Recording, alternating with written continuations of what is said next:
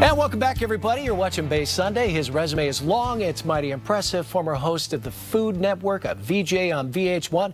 He's a game show host, movie critic, actor in movies, even was on The Sopranos. Please welcome entertainer and TV host and writer Bobby Rivers. How are you? Thank you for the invite. How are you doing this morning? Good to have you on board. Nice to be here. Now, you just relocated. You left New York after 25 years. I was there for a long time. Got here in March, and just like a lot of people, because of this economy, life just like, hit me with a monkey wrench. I was on a show that got canceled a couple of years ago.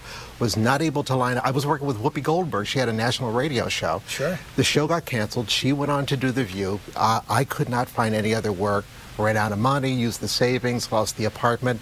A friend here in San Francisco said, move in with me, start over, regroup. That was the door that was open, so I got here in March. So this business, just like everything else, is not recession-proof. It's not recession-proof. If anything, it's even worse, because you get hired for a week or two, and then you're thrown out the door to do something else. And heaven bless anybody who says, I want to be an actor, and I want to, because, there's no promise that you're also always going to be employed, right? All right, we're going to throw up a clip. You can give us the year, the hairstyle, and what. I know who you're talking to, but... I probably look like Urkel. Well, she doesn't look like Urkel. This is one of my favorites, Meryl Streep. Oh, very good. Well, she looks pretty young, so this had to be a couple of years with nice glasses, This was the Dingo Ate My Baby movie, A Cry in the Dark. Okay, very good, very good. Yeah, will it go back to me? And now? Mel Gibson, before he went bonkers. Oh, my God, look at him. Yeah. So and you know what he's saying there? I was talking to him about, he repeatedly turned down the role of James Bond. He could have been Agent 007, but he thought the part was boring. Okay, let's ask Daniel Craig about that. Yeah, well, I think he's done okay, too. Yeah, he has. Last couple of years are a little debatable. Talk about some of the folks you've interviewed. I know one of your favorites is a favorite of mine as well. Lucille Ball. Lucille, well, I didn't get to interview her, but she invited me to her house. Well, that's even better. I know, it was cool, right? And this would be, I knew somebody who was related to Gary Martin, her second husband.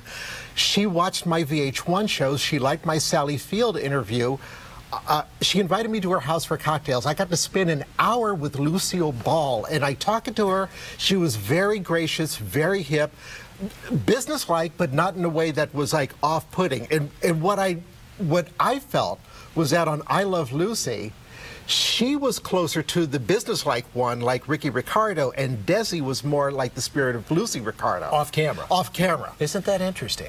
Now, you started at Milwaukee. You were kind of an entertainment reporter there for a little while. That's where I started my TV career in Milwaukee. I was a film critic on PM Magazine. There was a whole show called PM Magazine, and I was the weekly film critic. Well, let me throw this at you, because I guess two guests that you interviewed. One, Rose Marie from the Dick Van Dyke Show. Rose Marie changed my career. And Robin Williams. They both give you a piece of advice. And Robin, he probably watches our show. He lives here in the city. So what did they say? Robin, I talked my way into a New York job. So I got to New York in '85.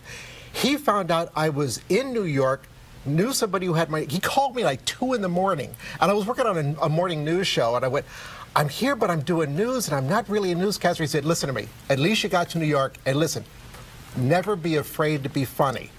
And through the years, I realized the wisdom of that is like, just be brave enough to use your real voice. If you're going to be humorous in television, I used to be a sports guy, and if you're gonna throw something out there, go the whole 9 yards. You might as well. Don't hold back, because if you just kind of, then it's no good.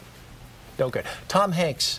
Tom Hanks, one of my favorite people. Called you the godfather of cable. He did that on camera, so like if I told anybody that, they know I'm not making it up. But he was another one. I interviewed him on VH1 and interviewed him a couple of times after that. And if I had any advice for anybody who wants to be an entertainment reporter, contributor, sure, do your homework. And he could tell who's done some homework and who hasn't. And he liked that. And it's just, he really is one of the nicest people. Well, if you're going to interview an author or something like that, read the book. Or at least read the Cliff Notes. Don't just go out there. So you are... How do you come up with those ideas, Mr. Shakespeare? Well, you watch some of the the talk show hosts sometimes, and it's like they're looking at their cards and they're throwing this and that and the other thing, but you got to know who you're talking to. Exactly. Well, we wish you well.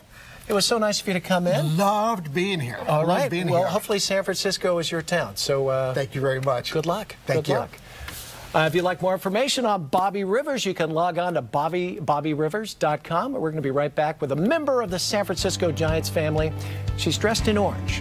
You'll know who she is. Stick around, everybody.